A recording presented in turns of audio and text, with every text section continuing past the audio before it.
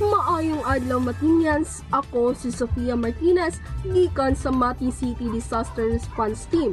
Niining mensahea, kami mutabang aron kamo magpabiling kalma, luwas o alerto human sa 7.6 magnitude nga linog nga mihigo sa probinsya sa Davao Oriental ni adtong Oktubre 10 ug sa tsunami nga hulga nga misunod. Una, kung uyog ang yuta, luhod o paghulog, tabuni ang ulo ug lawas uban sa lig-on nga mesa o haligi, ug hawiri ang butang hangtod mohunong ang pag-uyog. Ayaw gawas sa building samtang nag-uyog, peligro ang nagkalata nga butang ug nahugno. Human mohunong ang linog, palayo dayon sa baybayon ug mohana sa ataas nga lugar. Ayaw pagduaw-duaw sa baybayon bisan kun makita nimo ang pagkunhod sa dagat. Kini timailhan sa tsunami.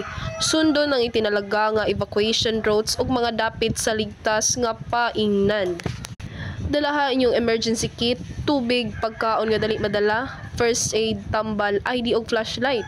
Tabangi usab ang katigulangan mga bata ug ang mga silingan nga nanginahanglan og tabang. Ayaw pagdagan kung dili gyud kinahanglan. Hinay-hinay o organisado ang paglihok makatabang malikayan ang disgrasya. Pabili kalmado, hinumdum ninyo nga kita usa ka komunidad. Magtinabangay, maginampingay, ug mag-ampo kung buot ninyo.